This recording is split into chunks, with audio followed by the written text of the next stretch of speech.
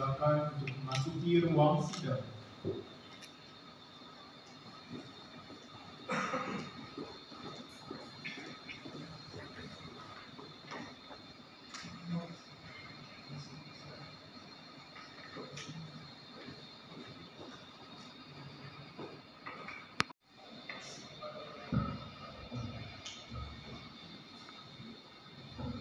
Assalamualaikum warahmatullahi wabarakatuh. Salam sejahtera bagi kita semua. Sidang terbuka promosi doktor Universitas Indonesia saya buka.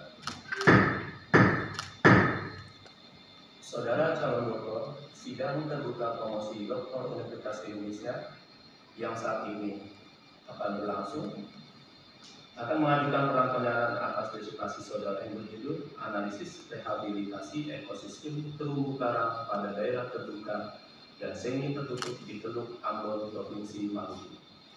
Selanjutnya, saya persilakan Saudara Profesor Dr. Renat Mukti Petala Patria Sesi MSc sebagai promotor untuk memulai acara ini.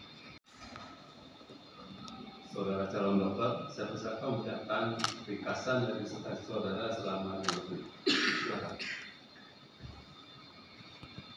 Pembukaan atas menggunakan citra satelit multikultural, multisensor, dan monitoring kondisi terumbu karang pada 8 lokasi permanen transek di Teluk Ambon berdampak pada terjadinya degradasi terumbu karang di Teluk Ambon. Yang kedua, pengukuran sedimentasi dengan menggunakan sedimen trap dan serta analisa curah hujan berdasarkan data dari Badan Meteorologi dan Geofisika Petimura 2021 sampai 2012 dan dengan menggunakan analisa statistik disimpulkan bahwa pembukaan atas menimbulkan sedimentasi Teluk Ambon terutama di Teluk Ambon bagian dalam dan berdampak pada menurunnya persentase tutupan karang hidup dan berkurangnya atau matinya jenis karang tertentu.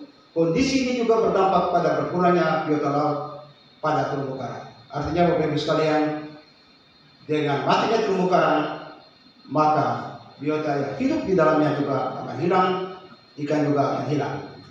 Yang berikut, rehabilitasi terumbu karang terbangun dengan menggunakan teknik transportasi karang dengan media raft dapat digunakan sebagai salah satu cara untuk memulihkan kondisi karang terbangun.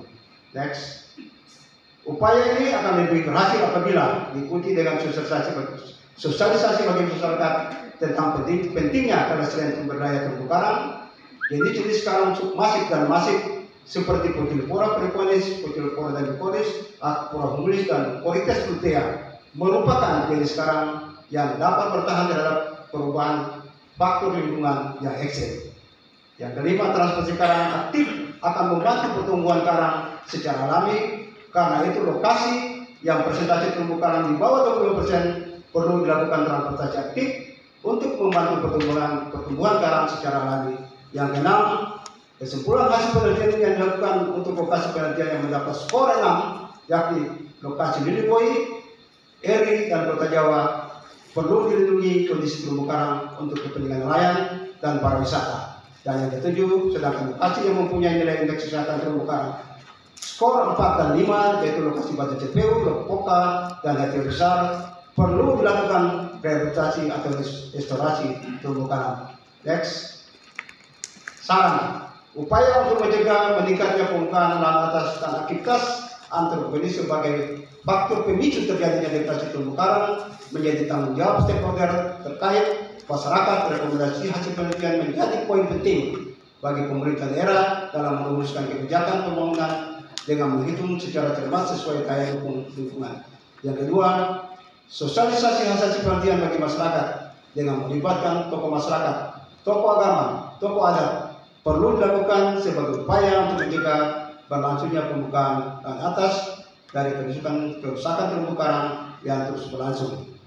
Yang ketiga, berkaitan dengan itu perlu ada sosialisasi bagi masyarakat dan pemerintah desa perlu mengalokasikan dana desa untuk rehabilitasi terumbu karang karena terumbu karang yang sehat akan memulihkan sumber daya karang dan dapat meningkatkan kesejahteraan bagi masyarakat. Yang keempat, hal lain yang sangat dibutuhkan adalah peran pemerintah daerah untuk mengatur regulasi berkaitan dengan penataan ruang, pembuangan sampah, pembukaan lahan atas, Dan untuk mengurangi sedimentasi dan sampah padat yang masuk ke Teluk Ambon, peran ini akan sangat mendukung kegiatan revitalisasi terumbu karang Teluk Ambon. Terima kasih.